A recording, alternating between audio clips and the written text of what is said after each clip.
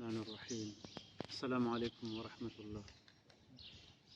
دنیا میں کسی بھی کام میں کامیابی کے لیے، کسی کام کو بام عروج تک پہنچانے کے لیے ضروری ہے کہ اس میں استقامت اختیار کی جائے، اس میں ثابت قدمی اختیار کی جائے۔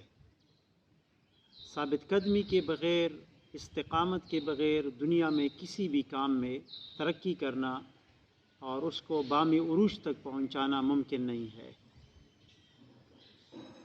اور جو کام ثابت قدمی کے ساتھ کی جائے اس میں کامیابی ایسی ہی یقینی ہے جیسے کہ صبح کے سورج کا طلوع ہونا یقینی ہوتا ہے۔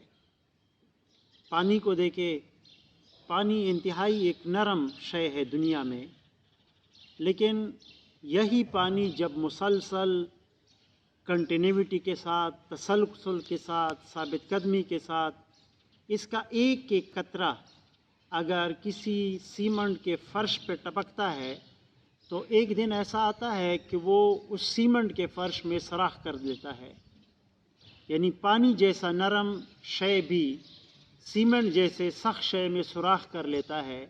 اس کی بنیادی وجہ یہ ہے کہ یہ پانی مسلسل آتا رہا، ثابت قدمی سے آتا رہا۔ جب ثابت قدمی اتنی اہم چیز ہے کہ یہ اس کے بغیر انسان کامیابی حاصل نہیں کر سکتا، تو سوال یہ پیدا ہوتا ہے کہ یہ ثابت قدمی حاصل کیسے کی جائے؟ کیونکہ انسان چیزوں سے اکتا جاتا ہے، بور ہو جاتا ہے، تنگ ہو جاتا ہے، دل برداشتہ ہو جاتا ہے۔ تو اس کے لیے پھر کیا چیز ایسی ہونی چاہیے جو ہمیں ثابت قدم رکھے، جو ہمیں تسلسل کے ساتھ کام کرنے پہ ابھارے؟ اس کے لیے کسی ایجنٹ کی ضرورت ہوتی ہے، کسی محرک اور انسنٹیو کی ضرورت ہوتی ہے۔ جیسے ہم دیکھیں قرآن مجید میں اللہ رب العالمین نے مسلمانوں کو جہاد کے میدان میں ہدایات دیتے ہوئے فرمایا کہ یا ایھا الذین آمنوا اذا لقیتم فئۃ فاثبتوا واذکروا اللہ کثیرا لعلکم تفلحون، کہ ایمان والو، جب تمہارا مقابلہ دشمن کے ساتھ میدان جنگ میں ہو جائے تو ثابت قدم رہو۔ اور پھر ثابت قدمی کے لیے انسنٹیو بھی بتایا کہ وَاذْكُرُوا اللَّهَ کثیرا، اللہ کو کثرت سے یاد کرو۔ یعنی یہ جو ذکر الہی کی کثرت ہے یہ انسان کو جہاد جیسے مشکل میدان میں بھی ثابت قدم رکھتا ہے۔ فرض کرو جہاد کے اندر ظاہر بات ہے جہاد مشکل کام ہے، جہاد میں خوف بھی ہے، جہاد میں موت کا خوف ہے، جہاد میں مختلف قسم کے تکلیفات ہیں، ان کو برداشت کرنا، اس خوف کو ایبزارب کرنا، یہ مشکل کام ہے۔ اس مشکل کام کو آسانی کے لیے اللہ رب العالمین نے ہمیں فرمایا کہ تم وہاں پہ میرے ذکر کو کثرت سے کرو تو تم ثابت قدم رہ سکتے ہو۔ مثلا ایک شخص خوف میں مبتلا ہو جاتا ہے کہ میں شہید ہو جاؤں گا جنگ میں تو میرے بچے کیا کریں گے۔ اب ظاہر بات ہے جب اگر اس کے دل میں اللہ کا ذکر ہو تو اس کے دل میں یہ بات ہوگی کہ میرا رب کارساز ہے، میرا رب بگڑی کا بنانے والا ہے، میرا رب بہترین بندوبست کرنے والا ہے، تو وہ اپنے بچوں سے لاپرواہ ہو کے لڑتا ہے اللہ کے راستے میں، کیونکہ وہ سمجھتا ہے، اس کو یقین ہوتا ہے اس ذکر الہی کے ذریعے، اس کو یہ بات مستحضر ہوتی ہے اس کے دل میں کہ مجھے بھی رزق اللہ دے رہے ہیں، میرے بچوں کو بھی اللہ رزق دے رہے ہیں۔ تو یہ انسان کے اندر کسی بھی نیک کام میں، یہ جہاد کے علاوہ اور جتنی بھی نیک کام ہے، اگر کوئی اس میں ثابت قدم رہنا چاہتا ہے تو اس کے لیے ضروری ہے کہ وہ اللہ کا ذکر کثرت سے کرے۔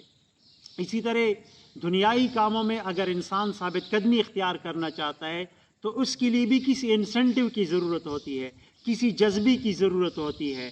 دل میں ایسے کیفیات اور ایسے جذبات کا ہونا ضروری ہوتا ہے جس کی بنیاد پر وہ کام اچھے طریقے سے کر سکے، اس کام میں ثابت قدمی دکھا سکے، تسلسل کے ساتھ وہ کام کر سکے۔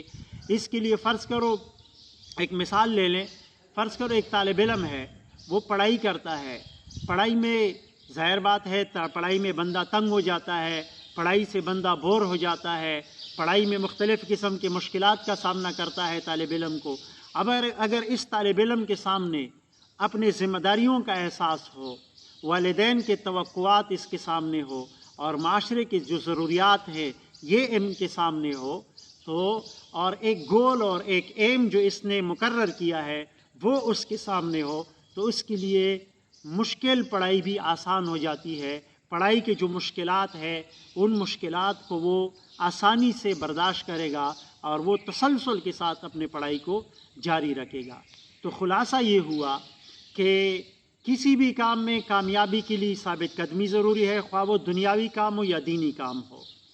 اور ثابت قدمی کے لیے کس ایسی محرک کی ضرورت ہے، ایسے ایجنٹ کی ضرورت ہے جو بار بار ہمیں اس کام کے کرنے پر اکسائے۔